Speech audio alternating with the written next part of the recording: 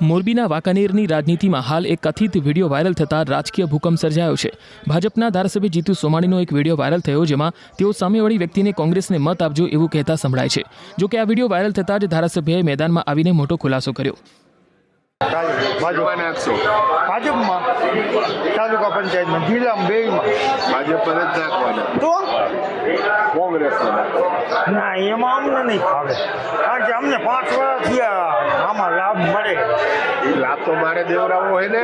એમ હા તો હું કહું એમ કરો ને, હા નાખજો કોંગ્રેસમાં, પાણી કયો ત્યારે ખોડાવી દઈશ, કાંઈ વાંધો નહીં, બસ ઈચ્છીને આપણે કાંઈ વધારે ન જોવે ખોડાવી દઈશ પાણી। એમ તમે આ વસ્તુ કરો કાંઈ વાંધો બરોબર। ભાજપમાં નાખવાનું કહીશ ત્યારે તે બી ભાજપનું કહીશ, અત્યારે કોંગ્રેસમાં નાખો, કાંઈ વાંધો નહીં, નકર કદાચ કંઈ ફરે એમ હોય તો ફોન કરું કાલે, કાંઈ નહીં, આમાં જ જવા દો, હું તમને કહું છું ને। કાંઈ વાંધો કોને મોકલા કરવાના? એમ ભાઈ મોકલા? ના કોઈ હું કાયમ અહીં આવું જ છું, તમે અહીં સામેથી જ બકલું દઉં। કાંઈ વાંધો નહીં, પૈસા પહેલાં હું જ્યારે સેન્ટિંગના કામ કરતો હતો તમને પહેલાંથી ઓળખું જ છું। બરોબર। વાયરલ વિડીયો અંગે એમએલએ જીતુ સોમાણીએ ખુલાસો કર્યો। વિડીયોમાં દેખાતી વ્યક્તિ દલડી ગામનો કોંગ્રેસનો કાર્યકર હતો અને તે જાણી જોઈને મારી ટીખળ કરવા આવ્યો હતો। ધારાસભ્યએ વધુ આક્રમક નિવેદન આપતા કહ્યું કે મારે વિધર્મીઓના મત કોઈ દિવસ જોઈતા નથી અને ક્યારે માંગ્યા પણ નથી।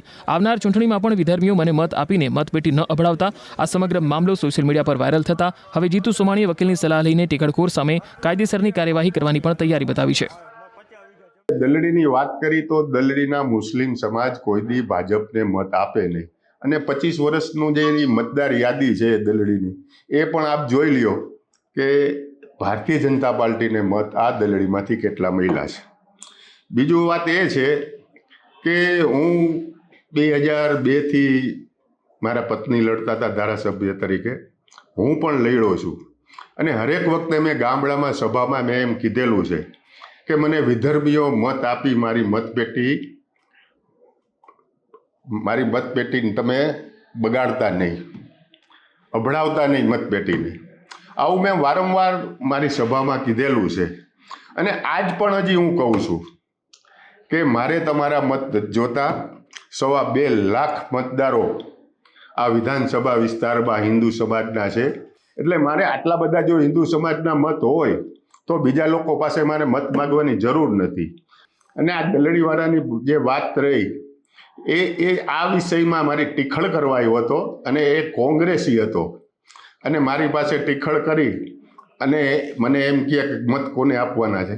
એટલે ભાઈ હું તારી પાસે ગમે તેટલું કરું, હું તને ગમે તેટલું કહું, તું ભારતીય જનતા પાર્ટીને મત આપવાનો નથી, કોંગ્રેસને જ મત આપવાનો છો, અને તું જે વસ્તુ ટીખળ કરવા આવ્યો છો એ આ તારી ટીખળ છે। અને બીજી વાત એ છે કે મેં દલડી ડીઘલિયામાં કોઈ દિવસ પાણી છોડાવેલ નથી। આ એક મને બદનામ કરવાનું કાવતરું છે અમુક તત્વોનું, અને એ બદનામ કરવાનું કાવતરું ઘડી રહ્યા છે।